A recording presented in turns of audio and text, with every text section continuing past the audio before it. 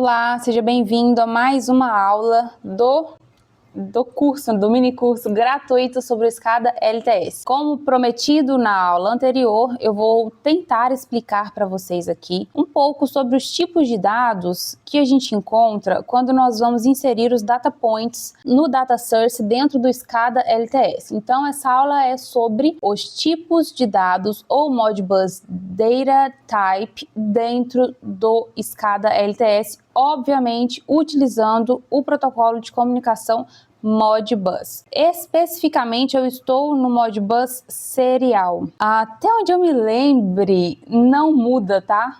A questão dos tipos de dados não muda para o Modbus IP. Porém, entretanto, todavia, vou conferir depois. Então, deixa eu me apresentar. Meu nome é Daiane Rodrigues, sou engenheira eletricista, sou técnica em automação industrial. Caso você ainda não me conheça e não sabe como que eu conheci o SCADA BR antigamente, hoje estou aqui trazendo esse conteúdo para você sobre o SCADA LTS. Eu vou deixar aqui em algum lugar um vídeo que explica toda essa história de amor entre eu e o SCADA BR LTS. Brincadeiras à parte, caso você tenha interesse em trabalhar de forma profissional, ou seja, ser um integrador do SCADA LTS e vender o seu serviço para as empresas, para pequenas empresas, pequenos empresários, pequenas indústrias, e aprender de fato trabalhar com esse software ou com esse sistema de forma profissional, eu vou deixar aqui embaixo, e eu acho que eu não coloquei isso nos outros vídeos, mas eu falei e não coloquei, um link para um grupo onde você vai ficar lá só quietinho esperando que quando for sair o curso profissionalizante, eu vou mandar mensagem neste grupo e você será avisado e poderá participar caso tenha interesse. Ok,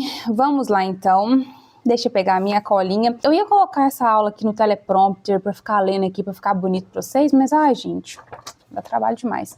Então eu vou pegar a minha colinha aqui, a minha base de pesquisa, e vou explicar para vocês que, para quem não sabe, né, obviamente, o SCADA LTS ele é um sistema de supervisão e controle muito utilizado aí para supervisionar, para controlar e para otimizar também, né, processos industriais. E ele é um software de código-fonte aberto e livre de licença. Você não precisa pagar para usá-lo. O SCADA LTS hoje é o antigo SCADA BR. E aí, quando a gente vem aqui pro SCADA LTS, quando a gente vai configurar a fonte de dados dele ou data source, tem lá vários protocolos, né? Eu já falei isso na última aula. Só que o mais utilizado, e para quem está iniciando, o mais indicado é trabalhar com o Modbus, tá? Que é um protocolo também aberto, é um protocolo muito difundido e, entre aspas, um protocolo fácil de se trabalhar. Qualquer dispositivo inteligente aí precisa ser de grandes fabricantes, vão ter neles o protocolo de comunicação Modbus, tá bom? O que pode ser esse dispositivo? Pode ser um PLC, pode ser,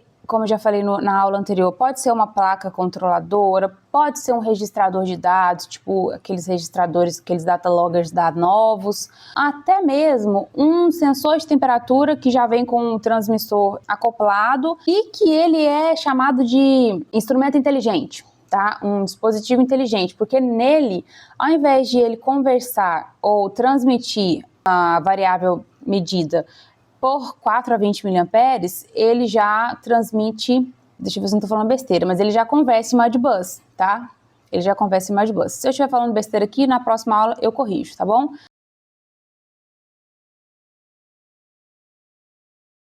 Mas existem esses tipos de dispositivos, então qualquer dispositivo que converse, né, ou que se comunique em Modbus, você consegue trabalhar com ele aqui no SCADA LTS. Então, quando a gente vem aqui dentro do Data Source, meu Data Source Modbus serial, dentro de propriedades, e a gente vai adicionar um ponto de dado ou um data point, nós temos aqui a opção de escolher o range do registrador, como eu já expliquei na última aula, pode ser um coil status, um input status, um holding register, um input register. Quando você vem no coil status, você só tem o tipo de dados binário, né? O é 0 é 1, tem 2 estados, tá? Quando você vem também em input status, tem também só o tipo de dados binário. E aí, quando a gente muda, então, para o holding register, você pode ver que tem vários tipos de dados que a gente consegue trabalhar. A mesma coisa para o input register. Você consegue trabalhar com esse monte de tipo de dados aqui. Então, o que acontece? o que é isso daqui, né? Deixa eu até ver se eu colocar isso aqui em português, se ele dá uma...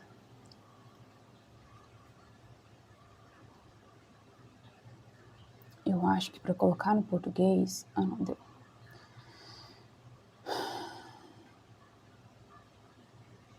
Se ele traz um nome mais sugestivo para nos ajudar.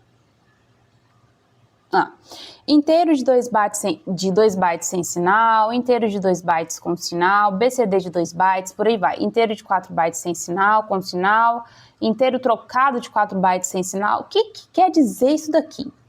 Que trem que é esse aqui? Deixa eu beber uma água, gente. Ó, vocês viram que eu comprei microfone, vocês valorizem o meu trabalho, tá? Meu free job aqui, porque, ó, tá profissional o negócio aqui, pra ficar, entendeu? Próximo passo é comprar uma câmera boa. Ai, até parece que eu tô ganhando dinheiro com isso aqui, né, gente? Ai, só Deus sabe. Enfim, o que quer dizer isso daqui? Isso aqui é simplesmente o tipo de dados que você escolhe, não. Esse aqui é o tipo de dados que o fabricante do instrumento que você tá querendo aquisitar, tá? A variável dele, configurou nele. Tem fabricante que vai falar, por exemplo, que para você utilizar a temperatura, para você fazer a leitura de uma temperatura, você precisa configurar ela como um float trocado de 4 bytes. Vamos ver se eu não estou falando besteira. Ou então, assim, geralmente é o float de 4 bytes, tá? Que é com casas decimais. Mas tem fabricante que vai falar assim, não, você vai utilizar para variável analógica, tá? Para variável analógica, você vai utilizar um inteiro trocado de 4 bytes sem sinal. Aí deixa eu ver se eu não tô falando besteira, porque eu nunca trabalhei com esse. Eu só trabalhei com float de 4 bytes, tá? O 4 bytes inteiro sem sinal, ele é semelhante ao 2 bytes sem sinal, mas com uma capacidade maior. Ok, então vamos ver o que é o 2 bytes inteiro sem sinal. Ele representa um número inteiro positivo sem sinal. Imagine uma contagem que só aumenta, tá? De 0 a 6, 5535, 65.535, por exemplo, tá? Imagine isso aí.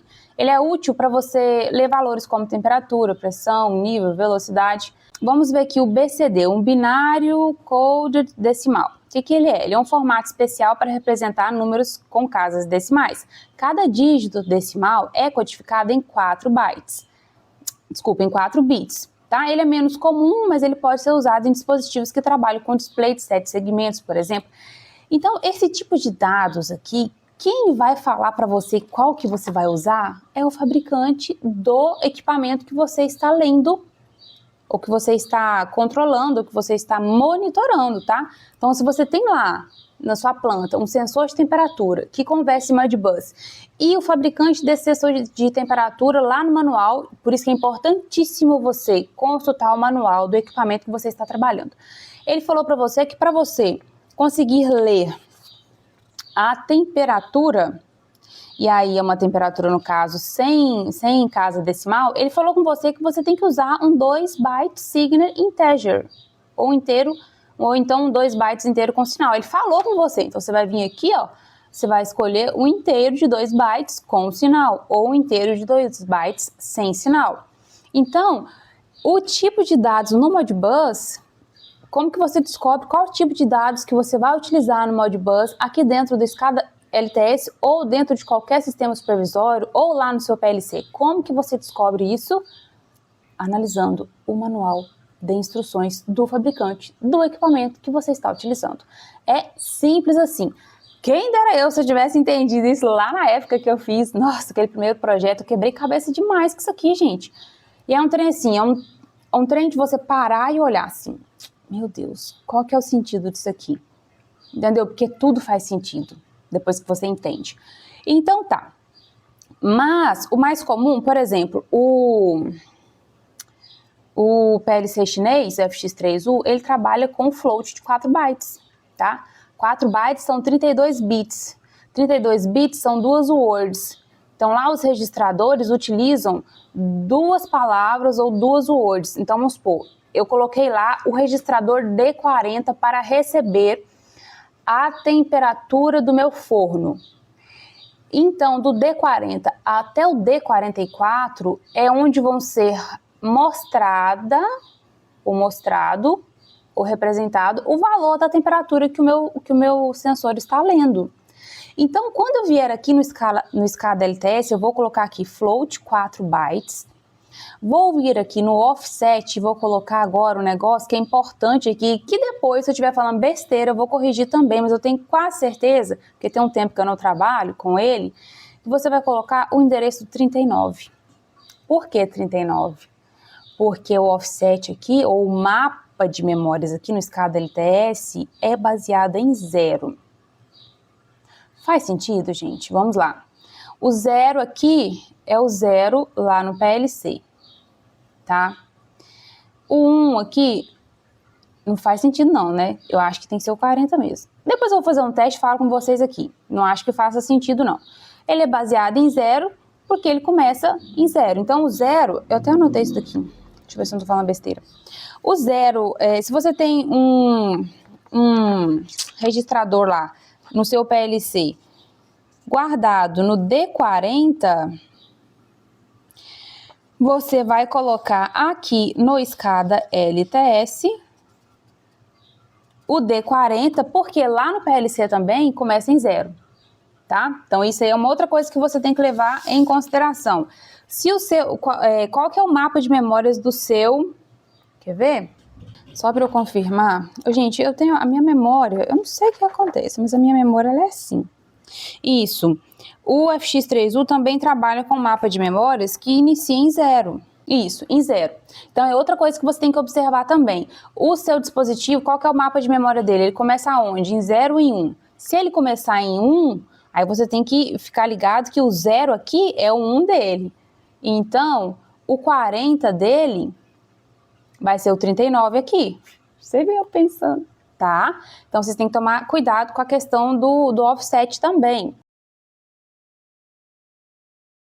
Então, é basicamente isso, gente. É basicamente isso. Você vai descobrir, então, o tipo de dados que o seu equipamento trabalha, tá? O tipo de dados Modbus que ele trabalha. Vai colocar o mesmo aqui, obviamente. Vai conhecer o mapa de memórias do equipamento que você está trabalhando, para você saber em qual endereço que ele começa, assim, em 0 ou em 1, para daí você fazer a correlação. E aí, aqui, tem esse bit, gente. Eu vou falar para vocês um negócio. Ele nem deixa eu... Esse bit aqui, ó, quando eu coloco o binário aqui, ele aceita eu mudar.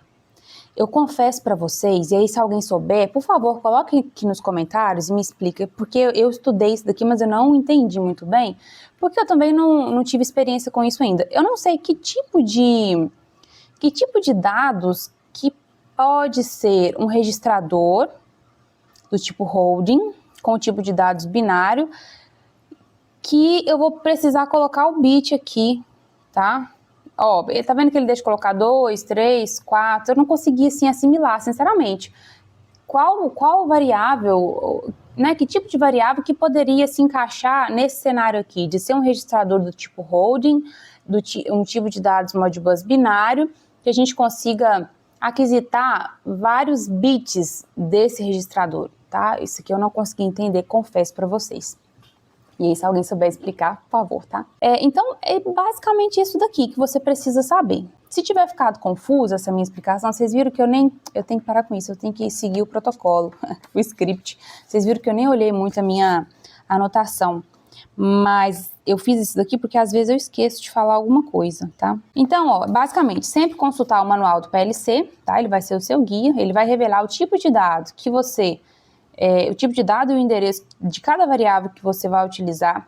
Você precisa entender o formato do seu dado, se ele é um valor binário, se ele é um inteiro, se ele é um número com casas decimais, se ele é um texto, tá? Porque isso aí vai te nortear também, caso você não tenha essa informação bem clara no manual do fabricante. Você entendendo o tipo de variável que você está trabalhando, você vai conseguir também escolher o tipo de dados que você vai utilizar aqui. Acertar direitinho o endereço, tá? Sempre lembrando do mapa de memórias e do offset dele. E é basicamente isso. E lembrando também que, por exemplo, se você está trabalhando com a temperatura lá no PLC, eu não sei se alguns registradores, alguns transmissores inteligentes já trazem isso tudo escalonado dentro dele, já consegue mostrar o valor certinho para você, mas caso não, você precisa fazer o escalonamento lá no PLC. Depois eu vou trazer uma aula sobre isso, porque o PLC, por exemplo, ele é de 0 a 20 miliamperes e você quer ler uma temperatura de 0 a 100 graus Celsius.